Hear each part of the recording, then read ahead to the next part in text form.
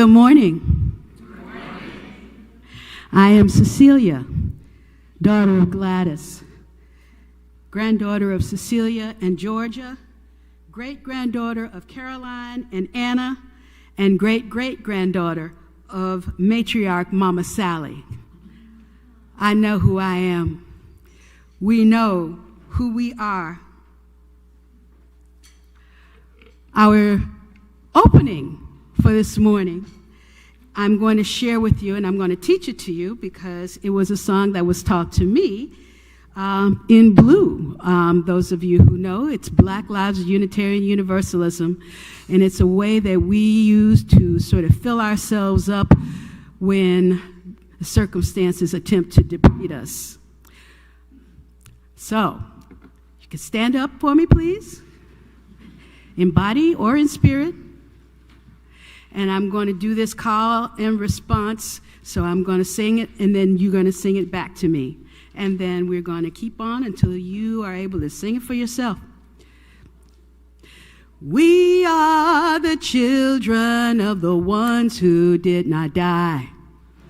We are the children of the ones who did not die. We are the children of the people who could fly. We are the children of the people who could fly. We are the children of the ones who persevered. We are the children of the ones who persevered. We are fearless, we are strong. We are fearless, we are strong. And we are ready to carry on. One more time. We are the children of the ones who did not die. We are the children of the people who could fly. We are the children of the ones who persevered. We are fearless, we are strong, and we are ready to carry on.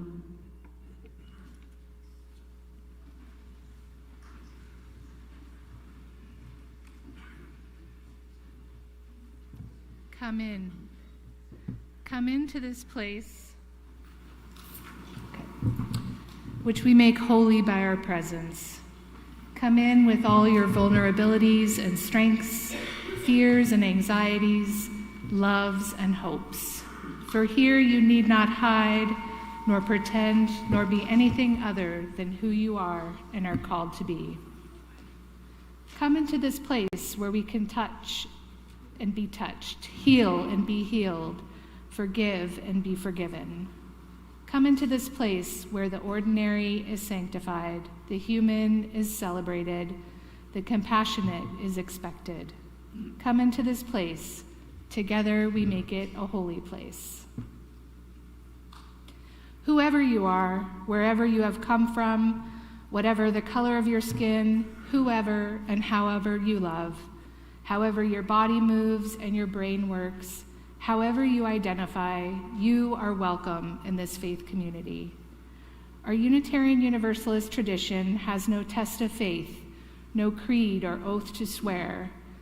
We have instead the promises we make to one another, commitments we make to healing a hurting world within and beyond these walls. Good morning. I'm Amy Schiefelbein, a worship associate, joined this morning by Marcus Green. It is good to be together for this service on the theme of Black History Month. If you're with us for the first time or the first time in a while, we are especially glad to have you. If you haven't already, please scan the QR code in the pew, it looks like this, to fill out our welcome form and sign up for our newsletter, The West Side Week. We have had Marcus in our pulpit before, and we are honored to have him back. Marcus Harrison Green is a storyteller, truth seeker, and advocate for narratives that reflect the full depth of marginalized communities. As the publisher of Hinton Publishing, founder of the South Seattle Emerald, a columnist for The Stranger, and the co-host of the In the Meanwhile podcast, he has dedicated his life to reshaping the way stories are told about Black and brown communities. Born and raised in South Seattle, Marcus grew up witnessing the power and the harm of one-dimensional storytelling. He saw how communities like his were flattened into stereotypes, their voices lost in the margins. After an unfulfilling stint in the investment world, he walked away from the corporate life with a renewed sense of purpose to amplify the voices too often neglected and tell stories with nuance, complexity, and the humanity that they deserve. That mission led him to found the South Seattle Emerald, a platform committed to journalism that is unapologetically community-centered. As an award-winning journalist, Marcus has earned recognition for his fearless reporting and commitment to justice. He was named the Seattle Human Rights Commission's Individual Human Rights Leader of 2020 and honored as the Northwest African American Museum's inaugural James Baldwin Fellow in 2022. Through his writing and leadership, Marcus continues to challenge dominant narratives, uplift the voices of his people, and push journalism toward a more just and authentic future. Thank you for being with us, Marcus.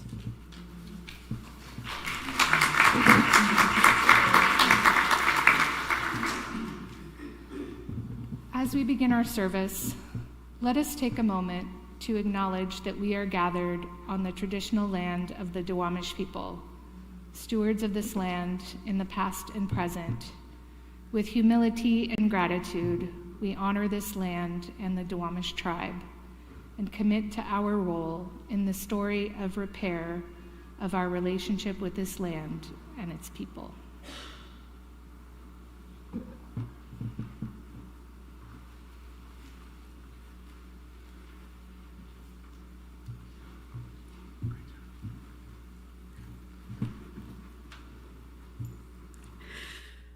Black people pour libation in times of celebration, hardship, and remembrance. Pouring libation is a sacred performance that represents African rituals and beliefs that helped Blacks survive centuries of hardship in the Americas while continuing to face the future with hope and promise. It is our spirituality, our memory of home, our traditions and value systems, those things taught to us through ritual, through dance, through songs and performance, that have given us the strength and the wherewithal to keep on keeping on regardless. In other words, today we honor all that Black cultural expression gives and brings to meaning in our lives. It is with great celebration and joy and abiding gratitude that we pour out this libation in acknowledgement of art and our culture, in remembrance of our ancestors on whose shoulders we are lifted up, and in the recognition of the entire family of our siblings, known and unknown, living and beyond, who touch us still, but are no longer here. Ashe, blessed be, and amen.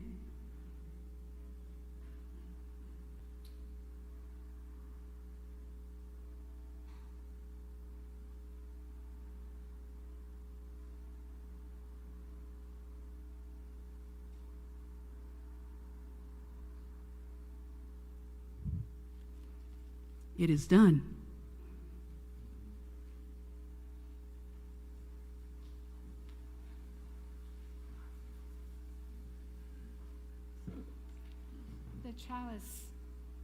The chalice is a symbol of our Unitarian Universalist heritage. May its heat energize us for the work that is ours to do. May its light make our vision clear and bright. May its warmth comfort us always. This morning, as we light this flame, did not have the mic on. We mark this time as sacred time. We mark this space as sacred space. Our chalice lighter is Dennis Jackson. Would you please come forward? Now, as Dennis lights our chalice, please join me in speaking the words of the congregation's affirmation. Love is the doctrine of this congregation. The quest for truth is our sacrament, and service is our prayer. To dwell together in peace, to seek knowledge in freedom, to serve humanity in fellowship, thus do we covenant with one another. Now let's take a moment and greet our neighbors around us. Thanks.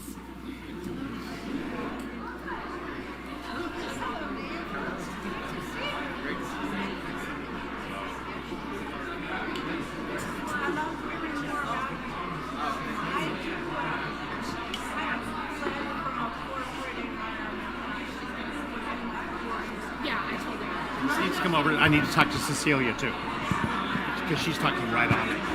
Yeah, I'll just tell her. I'm sorry, I didn't realize the mic wasn't on.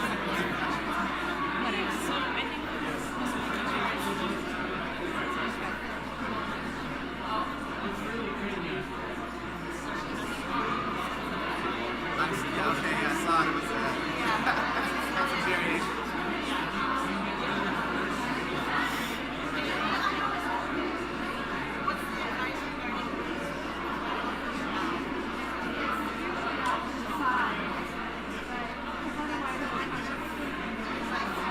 That's why I kept moving. Yeah.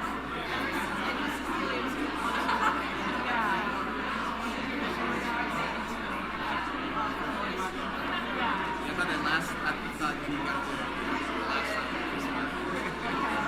Yeah, I didn't realize the mic wasn't on the first time. Or before it took There's a lot of components too. There are. We'll get it there.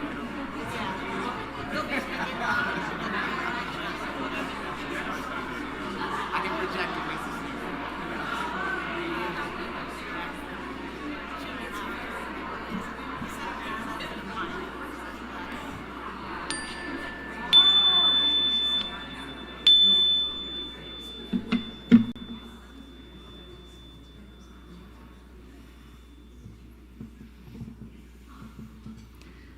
As always, it's good to see these conversations. We hope you can continue them downstairs at coffee hour after the service.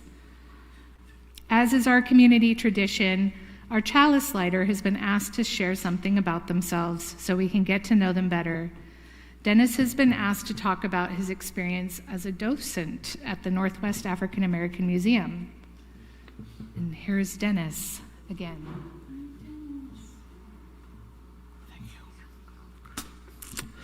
Thank you very much.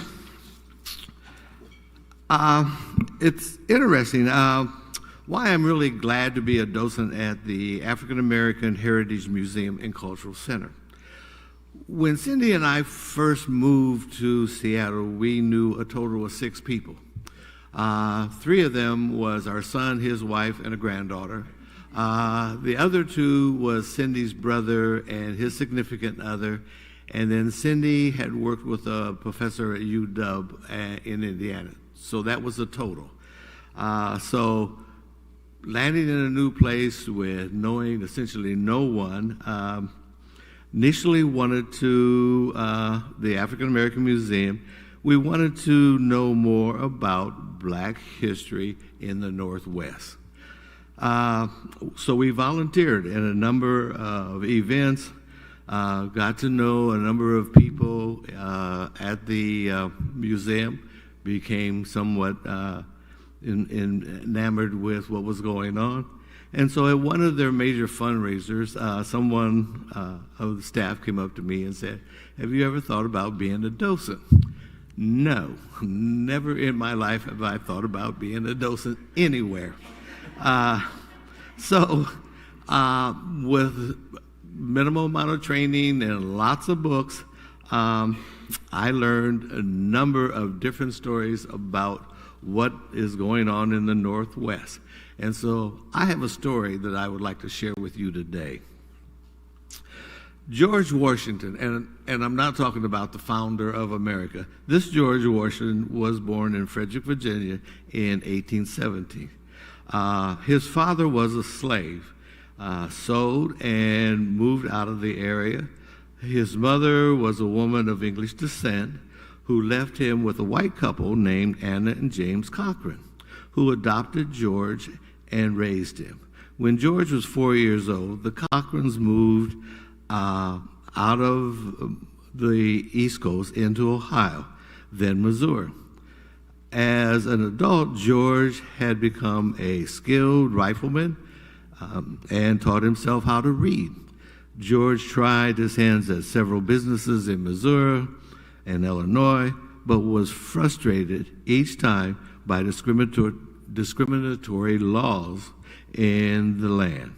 Fearing that he might lose his freedom after the passage of the Compromise of 1850, this U.S. Congress passed this bill.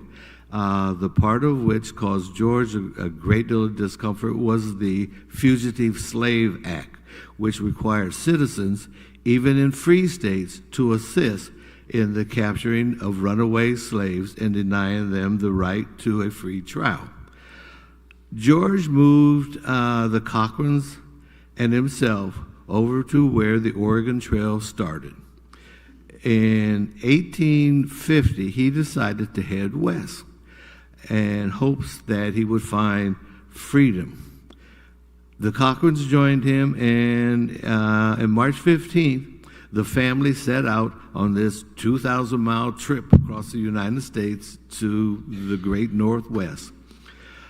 They traveled to Oregon City in 1852 and found that George, at that time, could not establish any kind of claim for any land due to the exclusion law passed by the Oregon territorial legislature 3 years before they left in 1849.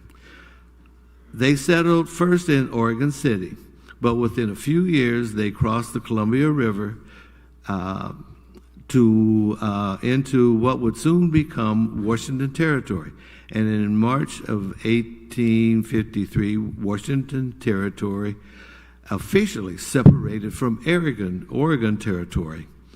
In 1853, George began a claim where the Shuckenchuck River and the Chehalis River come together, and later he created a town there. The spot had long been the home of the Chehalis Indians, and George recognized the river junction was prime spot for a settlement.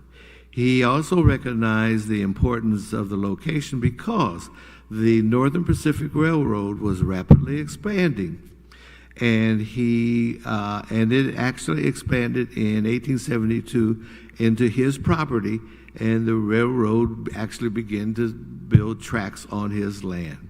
He cleared land, built a cabin, and began farming. Because the Oregon Territory had passed a law barring settlements to African Americans, George had James and Anna file a claim under the Dimension of Land Claim Act for 640 acres. After 4 years, the Washington Territory, which did not bar African American ownership, had come into existence. The Cochrans then deeded that property over to George. In January 8th of 1875, George filed a plat for their town, which they called Centerville. That was filed in the Lewis County Courthouse near Chehalis. The initial plan consisted of 4 blocks platted into lots, which George offered to sell for $10 a lot to anyone who would settle in town. 8 years later, in 1883, the town had to rename itself to Centralia because another town had already had the name of Centerville. George later filed additional plots adding to the size of the town. He gave land to the Baptist congregation for their church, cemetery. He helped build their church. He also set aside land for a public square, which became Centralia City Park, now named of George Washington Park. It's interesting that when he died in 1905, Centralia had grown to over 5,000 residents. Yeah. And so I have learned many stories and get great pleasure in seeing visitors, children come in and with lots of questions they raise, knowing that I can help them expand their knowledge and in their understanding of the lives and activities and how African Americans have made significant contributions to the Northwest Territory. Thank you.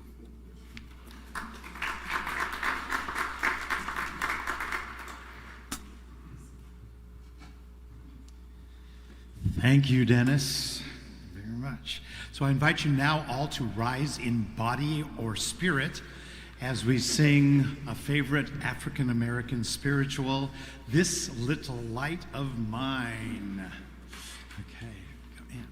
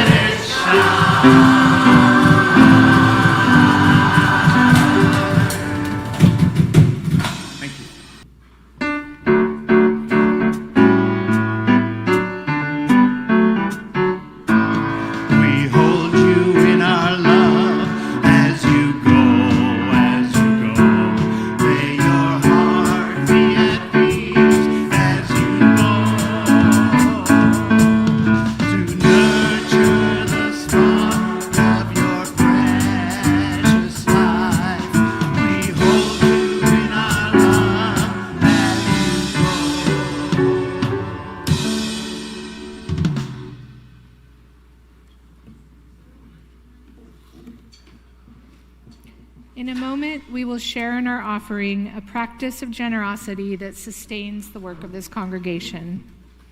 Each month, 1/3 of our undesignated offerings go to a partner in the wider community. For the month of February, our community giving recipient is Congregational Care Fund. The Congregational Care Fund is sometimes known as a minister's discretionary fund.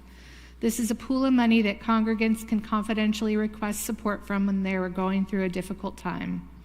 This money can be used, for example, to fund hotel rooms for people in housing transition, or to cover part of the unexpectedly high utility bill, or to call in professional support to clean up after fires or floods. Your donations to this fund each year go directly to help members of this community in their time of need. It is a form of mutual aid that we get to offer to one another. Thank you for your contribution. You can give by cash or check in the baskets that will be passed around. To give by text, follow the instructions on the screen. And now please enjoy this gift of music, Take Down These Walls, with the West Side Chorale and Cecilia Hayes as soloist.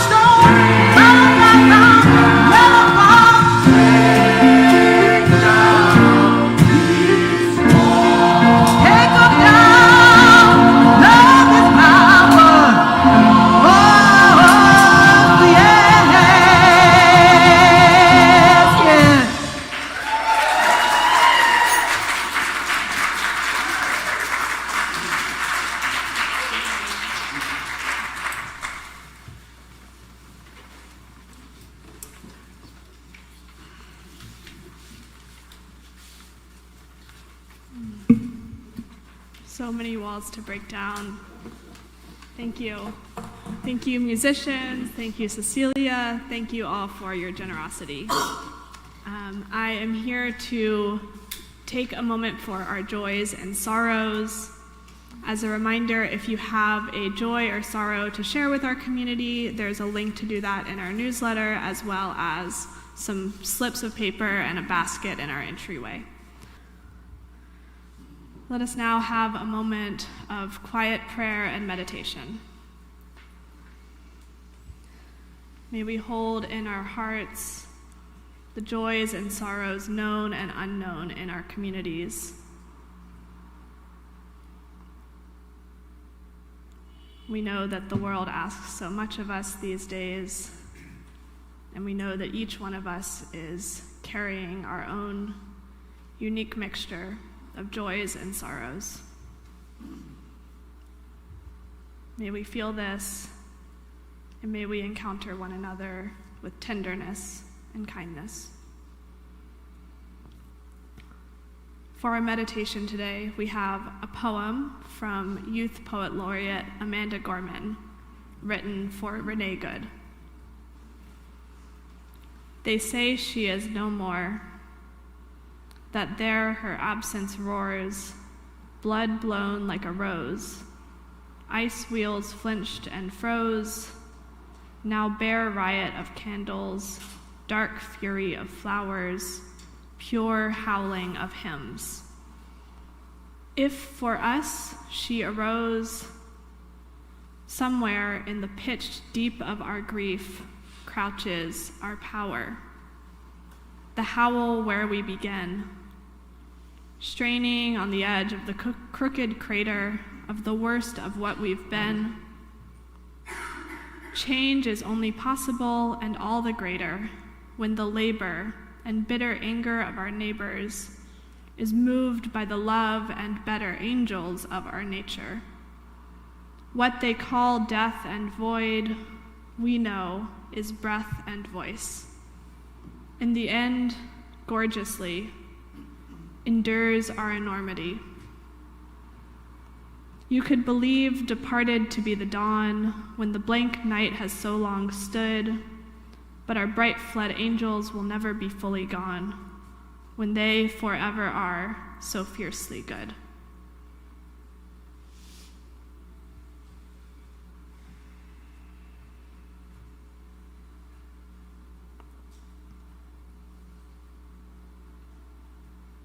Let this be a prayer for us and our better angels.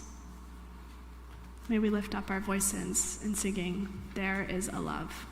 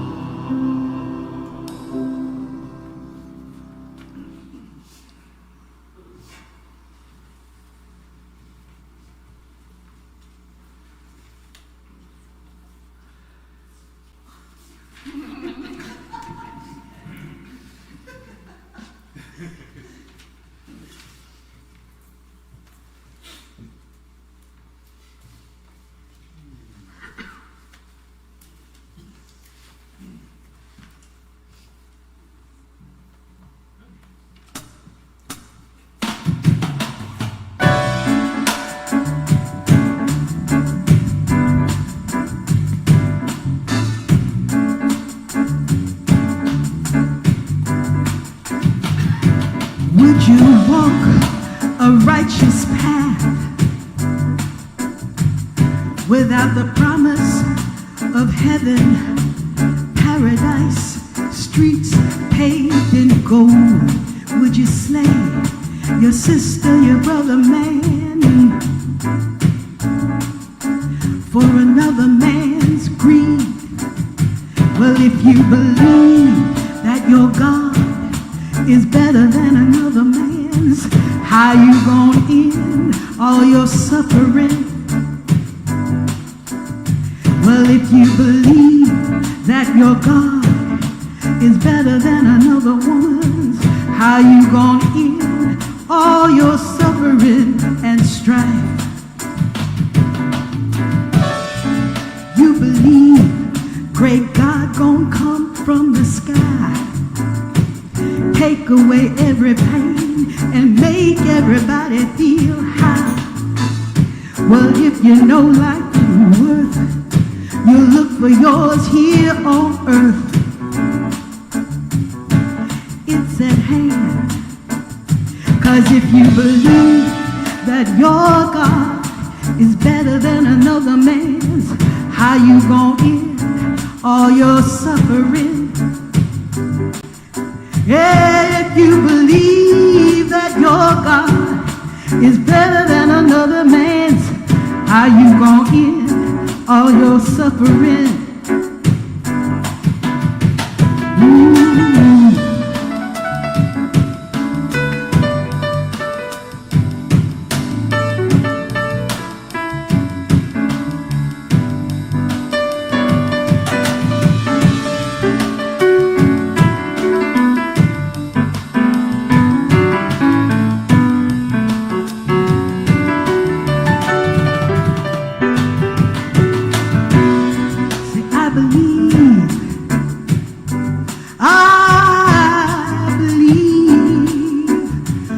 When I find forgiveness and love, let light guide you.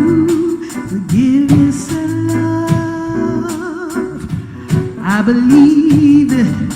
Forgiveness and love, let love guide you. Forgiveness and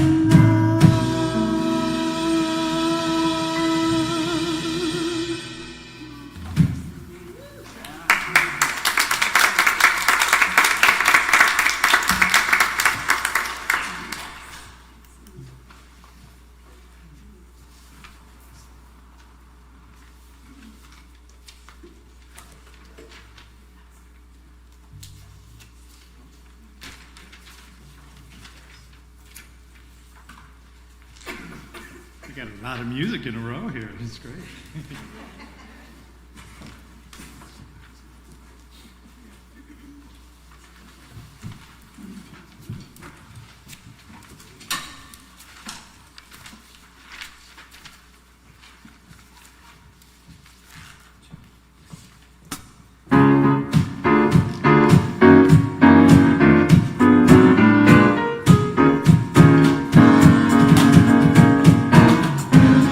Songs for the King.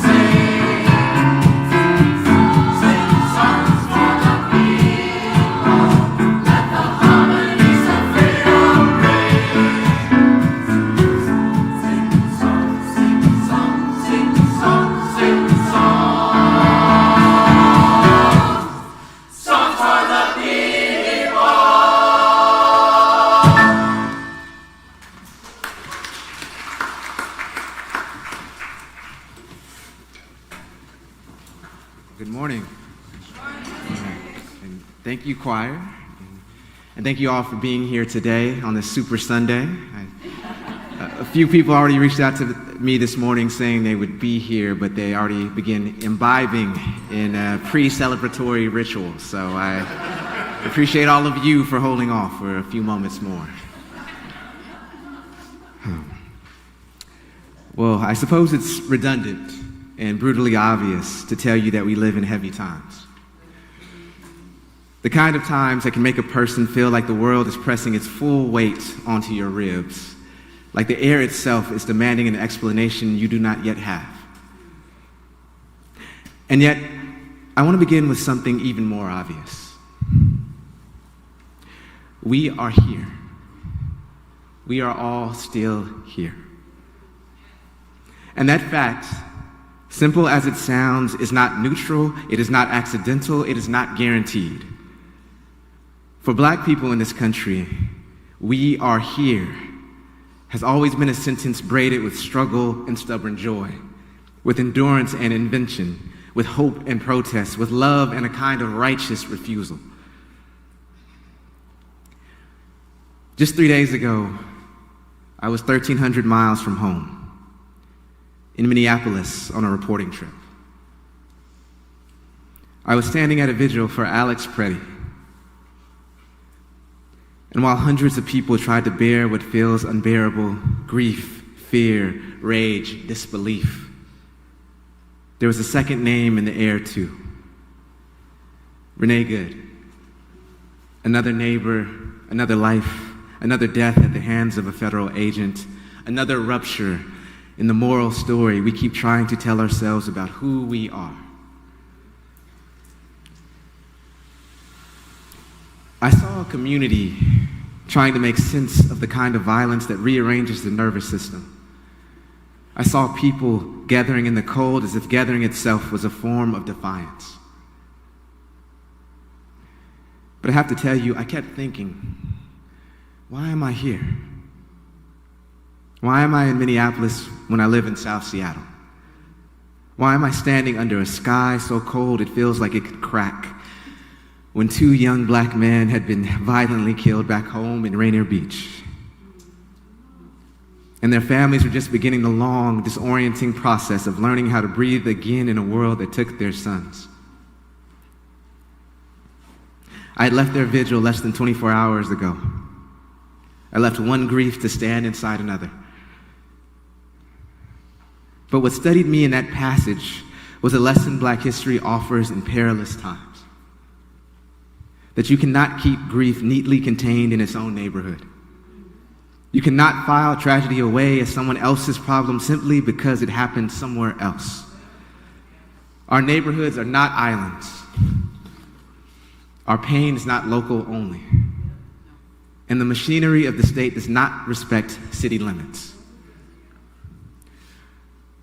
On the flight back from Minneapolis, I realized a hard truth that our holistic history teaches us. We are not separate. The grief in South Seattle is not contained by geography, and the loss on a Minneapolis sidewalk does not belong only to Minneapolis. In a country where death so often comes at the hands of those sworn to serve, we are reminded that dignity is not inherited from the state, it is claimed by the people. And the work of claiming it does not begin in policy documents or press releases. It begins in whispered conversations between neighbors who understand they cannot wait for permission, that survival is something you practice together. Standing at that vigil, I saw a young white man wearing a shirt that read, "Stop killing us." It stopped me in my tracks.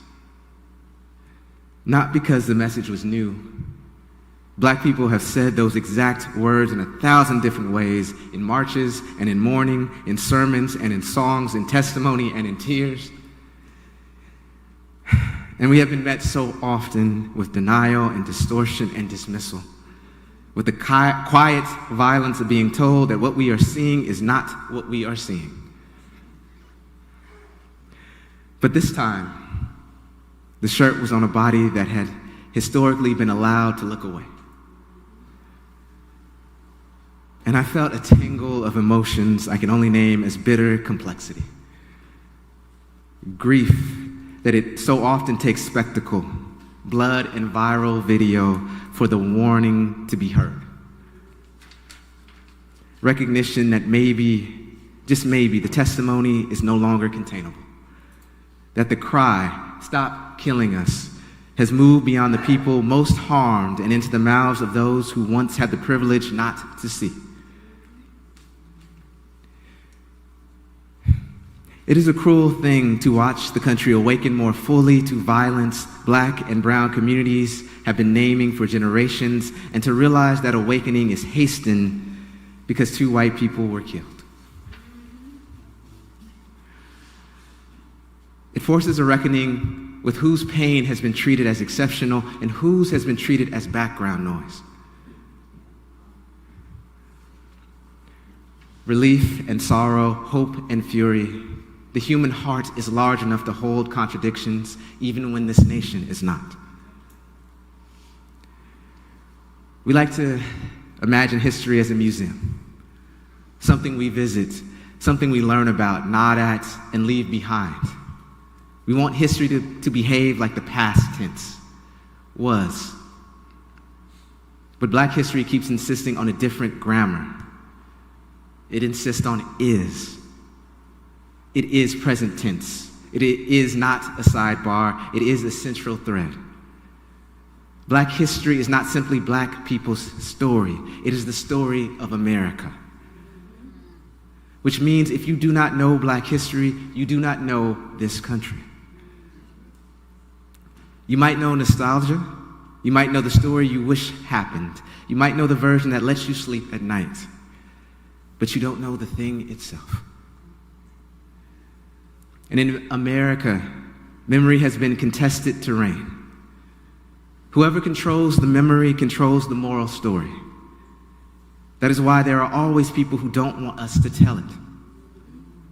There are always people who want to gag teachers, to ban books, to outlaw divisive concepts, as if truth is a toxin and honesty is a threat.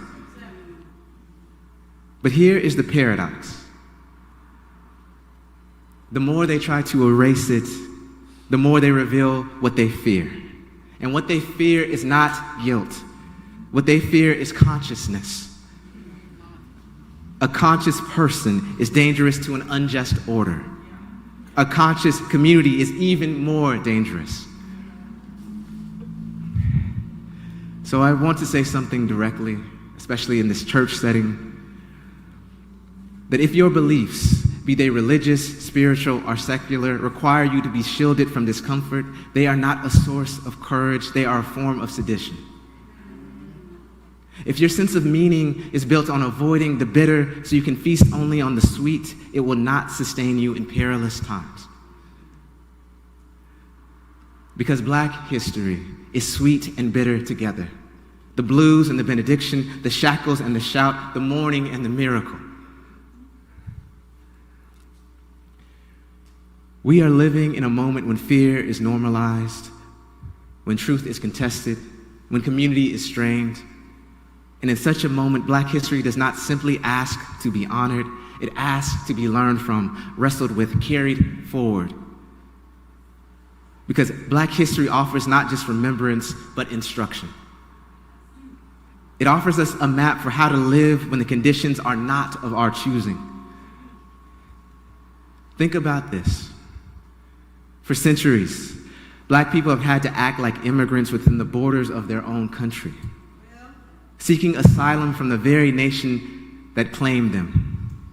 And still, we built, we organized, we sang, we loved, we raised children, we formed mutual aid networks before mutual aid was a trending phrase. We practiced community care before the state acknowledged we had the right to be cared for. We have always been asked to survive a country that insists on misunderstanding us and then somehow to remain human inside of it. That is Black history. But Black history is not just endurance, it is imagination. It is the ability to envision a world that does not yet exist and to behave as if it is possible anyway. That is also truly beloved community. Not a slogan, not a bumper sticker, but a practice. And if you want to know what that practice looks like, well, then I can tell you what I saw in Minneapolis. Not as an abstract theory, but as a living thing. I met people building rapid response networks, not to incite violence, but to bear witness. As one organizer told me, we're bringing back a framework, and we're going to stand it up. And even if people are not ready for it, we will fill the holes that they can see. Even if institutions fail, the people will fill in the holes that they see.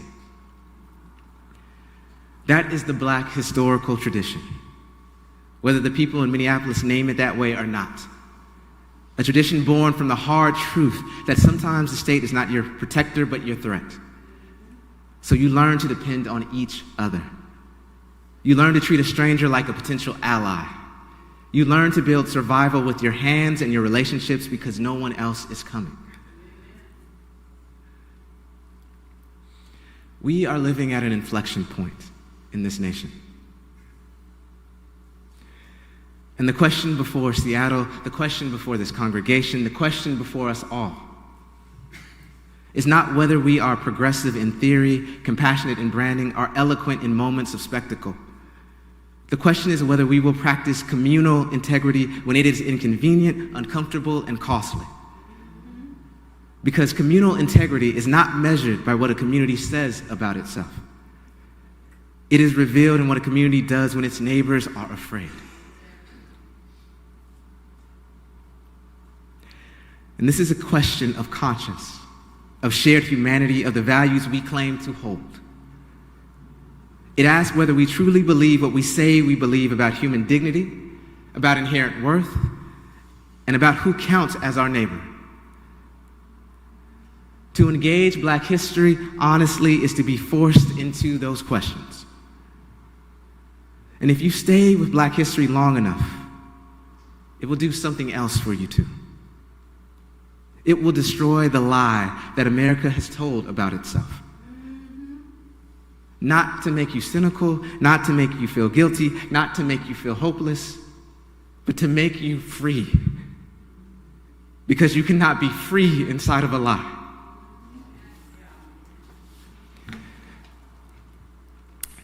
It's only since the 1960s that you could even argue that this country has tried to apply all are created equal beyond white men.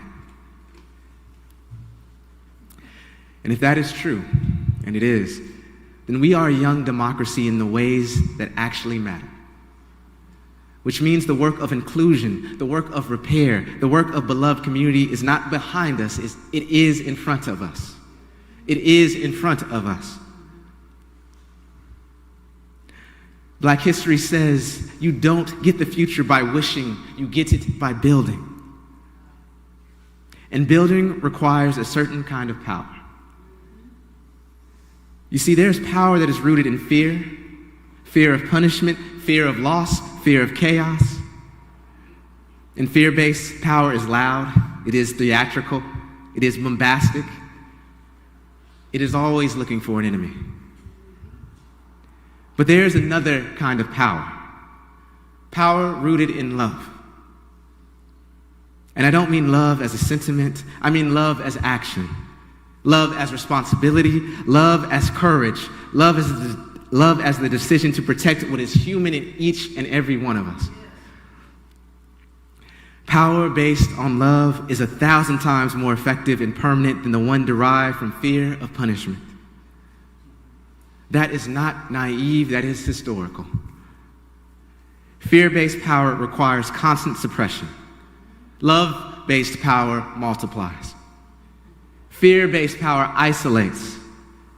Love-based power organizes. Fear-based power teaches you to hoard. Love-based power teaches you to share. And if we are going to make it through what is coming, whatever your political analysis is, whatever your prediction is, then we will need love love-based power, not as an abstraction, but as an infrastructure. So let me offer a few instructions, plain ones, practical ones, drawn from what I saw, from what I've learned, and from what Black history keeps teaching. First, ask not how are you, but what are you doing? Not because we don't care about feelings, but because feelings without action become a lullaby. Because the question, what are you doing, is the question of responsibility. It's the question of belonging. It's the question that turns spectators into participants. Second, know your neighbors before you need them. Not the idea of neighbors, the actual people. The ones whose names you don't yet know. The ones you pass by on the sidewalk. The ones you assume you'll meet later. Later is not promised. Third, do not wait for perfect politics to practice care. As my friend Kathleen from Indivisible would say, there are people who will be harmed while we debate purity. There are people who need a ride, a meal, a phone call, a witness, a door held open, a handheld study. Care is not a reward for ideological agreement. Care is what makes survival possible. Fourth, understand that fear is a strategy, yes, but so is solidarity. Fear wants you alone. Fear wants you quiet. Fear wants you convinced that nothing can change, that your voice doesn't matter, that your hands are too small to hold anything useful. But solidarity says, bring your small hands anyway. We are building something larger. And finally, this one is perhaps the most difficult. Refuse the lie that you are powerless. Because the people who benefit from your despair will always try to sell you that as realism. But despair is not realism. Despair is surrender. And Black history is, among many things, a record of people refusing surrender. Black history is Harriet Tubman refusing the definitions of the white world. Black history is Frederick Douglass insisting that freedom is not given, it is taken. Black history is the poets and the prophets. Black history is the unnamed people, most of them unnamed, who kept moving toward life anyway. To study Black history is to learn that the world changes not because it is convenient, but because people decide it must change. And that decision is available to us, too. So I want to end where I began, with the heaviness. Because I will not lie to you. I cannot offer you the gift of freedom from discomfort, shame, or anxiety. I cannot promise you calm. Calm in these times is extremely fragile. But I can offer you something else. A clearer version of what is required of us in this moment. We are living in a season where the vision of a broken and ill country in need of radical reconfiguration is coming into clearer view for more people. And the country we need, the dawn of a country not defined by left or right, not by party labels, but defined by care versus cruelty, empathy versus dehumanization, an exclusive circle of concern versus an expansive one. That country will exist. It will exist when the people of this country want it so badly that their government will have no choice but to follow. That is not fantasy. That is how history moves. And if you doubt that, then look at Black history. Look at the price paid. Look at what was built anyway. This month, this moment, is not simply about honoring the past.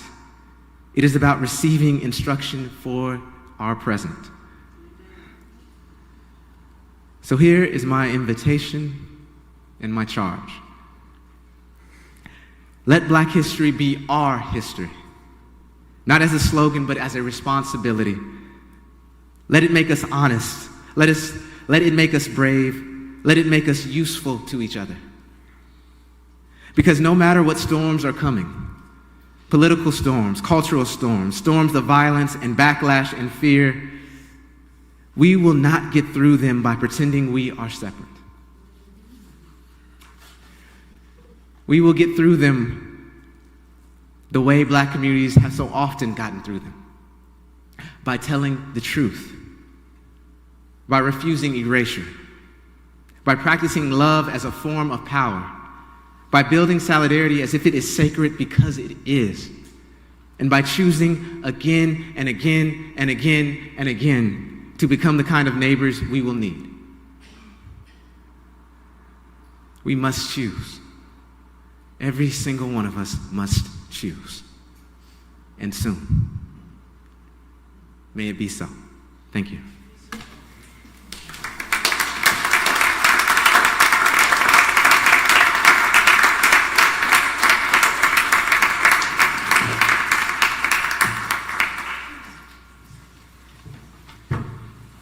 Thank you so much, Marcus. That moved me. So we're going to be singing now, Lift Every Voice and Sing, and most people are familiar with this as the Black National Anthem. But the history of it is that it was actually written in 1900 as, first as a poem to celebrate Abraham Lincoln's birthday in 1900. And his brother, musician J. Rosamond Johnson, composed the music. 500 school children at a segregated school in Jacksonville performed it, marking the start of its journey. Here we go. I'll invite you to rise and body your spirit as we sing this song. Lift every voice and sing.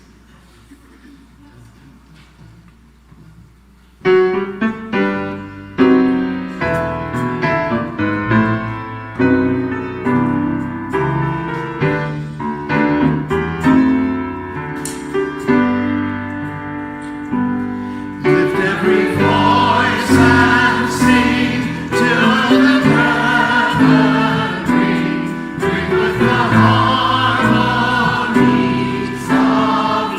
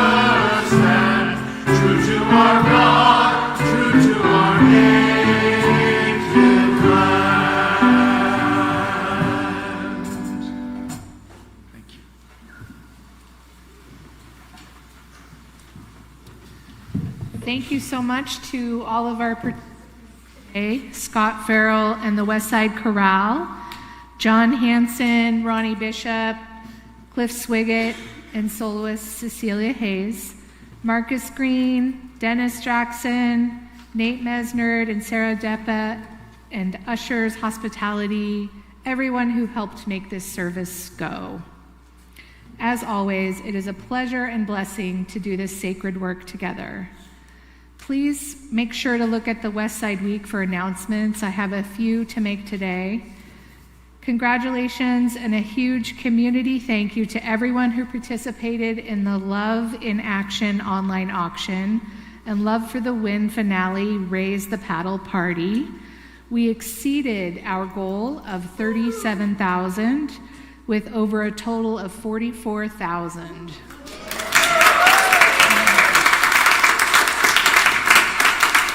Bidders and donors, look in your emails for confirmation receipts and contact information of your generous contributions. Our auction team is taking a well-deserved break today, but look for a future Sunday social hour or online post-auction pop-up where you can bid on the few remaining items. Our WSUU nominating committee is looking for people who would like to serve as delegates from our congregation to the UU General Assembly in June. Delegates will be supported to attend online from our fireside room. This is a wonderful opportunity. Oops, sorry, my screen just went down. Momentary tech issue, okay. So it's a wonderful opportunity to connect, learn, and share with people and resources from all over to help shape decisions about the denomination. And if you're interested or have questions, you can talk to Steve Bennett, Christina Darnell, or Riley Ozano. There's also flyers in the back of the sanctuary with links to videos of past delegates talking about their experiences, if you're interested in that. And then a reminder of a young adult group in the Evergreen Room is happening following the service. Our next Sunday service will be on February 22nd, a season of attention with Reverend Carter Smith and David Bullington. And I'm going to close with a poem. It's a poem about Alex Preddy by Amanda Gorman and was selected by Cecilia and Marcus as a reminder of the power of holding on to our humanity in these days. We wake with no words, just woe and wound. Our own country shooting us in the back is not just brutality, it's jarring betrayal. Not enforcement, but execution. A message: love your people and you will die. Yet our greatest threat isn't the outsiders among us, but those among us who never look within. Fear not those without papers, but those without conscience. Know that to care intensively, united, is to carry both pain, dark, horror for today, and a profound, daring hope for tomorrow. We can feel we have nothing to give and still believe this world is waiting, trembling to change. If we cannot find words, may we find the will. If we ever lose hope, may we never lose our humanity. The only undying thing is mercy, the courage to open ourselves like doors, hug our neighbor, and save one more bright, impossible life. Please rise in body or spirit for the closing words from Reverend Dr. Sophia Betancourt. As this flame is extinguished, may we remember that justice is love made visible. May we carry that love beyond these walls and build together a world where all can thrive. And now, as Dennis Jackson releases our flame, may you go into this week blessed and blessing the world. We hold you in our love as you go.